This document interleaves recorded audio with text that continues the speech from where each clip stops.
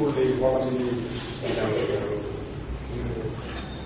പ്രകാശനം അവരെ ഡോക്യുമെന്റ് ചെയ്യുക എന്ന് പറയുന്ന പ്രക്രിയയിൽ കൊണ്ടുപോകുന്നതിൽ പോലും ചതിയുണ്ട് എന്നാണ് ഞങ്ങൾക്ക് വിശ്വസിക്കുന്നത്.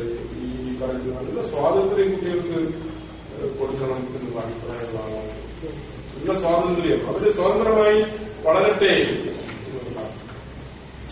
അവരെ സ്വതന്ത്രം അവരുടെ വഴിക്ക് സ്നേഹത്തോടെ സ്വാതന്ത്ര്യത്തോടെ അവർ വികസിക്കട്ടെ, അവരും പ്രകാശനം ചെയ്യപ്പെടട്ടെ. അധ്യാപകര് പ്രകാശനം ചെയ്യപ്പെടാൻ നിയുക്തരായിരിക്കുന്നത് പോലെ കുട്ടികളും പ്രകാശനം ചെയ്യപ്പെടട്ടെ. അങ്ങനെ മാത്രമേ നമുക്ക് ഒരു ആദർശ വിദ്യാഭ്യാസ അന്തരീക്ഷ ഉണ്ടാക്കിയെടുക്കാനായിട്ട് സാധിക്കുള്ളൂ. നല്ല പൗരസൃഷ്ടി സാധ്യമാവുകയുള്ളൂ. പഠിക്കല് എന്തുകൊണ്ടാണ് വായനയ്ക്ക് ഇത്രമാത്രം പ്രാധാന്യം കൊടുത്തത് എന്നുള്ള കാര്യം കൂടി നമ്മൾ ചിന്തിക്കേണ്ട ഒരു വിഷയമാണ്. വായനയ്ക്ക് ഇത്രമാത്രം, കാരണം അദ്ദേഹത്തിന് അറിയാമായിരുന്നു വായനയിലൂടെ മാത്രമേ ശരിയായ നിർമ്മിതികൾ സാധ്യമാവൂ എന്നുള്ള കാര്യം മനസ്സിലാക്കിയിട്ടില്ല.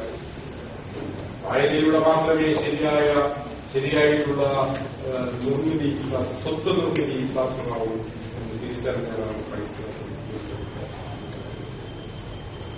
ആ വഴിയെ നിങ്ങൾ തീർച്ചയായിട്ടും സഞ്ചരിക്കേണ്ടതാണ്. ധാരാളമായിട്ട് വായിക്കുക. സാഹിത്യ വായനയുടെ ഒരു സ്പേസാണ് പറഞ്ഞത്. സെലക്റ്റീവായിട്ട് വായിക്കാറുള്ളൂ. എല്ലാ പുസ്തകങ്ങളും വായിക്കേണ്ടതൊന്നുമില്ല.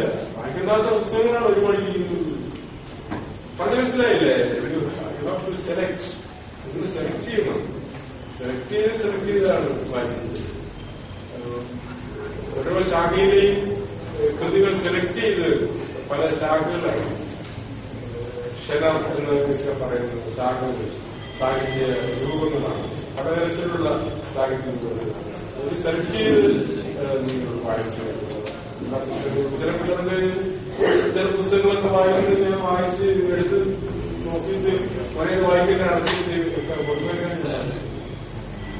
സെലക്ഷൻ നല്ല നോവലുകള്, നല്ല കഥകള്, നല്ല യാത്രാകഥകള്, നല്ല ആത്മകഥകള്, നല്ല ജീവിതങ്ങള്, നല്ല ഓർമ്മക്കുറിപ്പുകള്, നല്ല ദാർശനികങ്ങള് ഒക്കെ വായിക്കാറുള്ളത്. ആദ്യം പ്രയാസമുള്ള നോവലുകൾ വായിക്കുന്നു കേട്ടോ. പ്രയാസം കുറഞ്ഞ കവിതയൊക്കെ അനുസരിച്ച് ലളിതമായിട്ടുള്ളതൊക്കെ എടുത്തു വെച്ചാണ് വായിക്കുന്നത്. ഇപ്പം ജീവിതത്തില് നമ്മുടെ ദിവസത്തിന് ഒരു ചെറുതെങ്കിലും നിങ്ങൾക്ക് വായിക്കാൻ പറ്റും കേട്ടോ. ഒരു പ്രയാസമില്ല, സമയത്തിന്റെ ഒരു പ്രശ്നമില്ല. ഒരു അരമണിക്കൂർ കണ്ടുപിടിച്ചാൽ മതി. അല്ലാതെ നിങ്ങൾ പെട്ടെന്ന് ലോകം മൊത്തം ഒരു ദിവസം കൊണ്ട് കിടക്കാനൊന്നും പോകരുത്. പതുക്കെ മതി കേട്ടോ.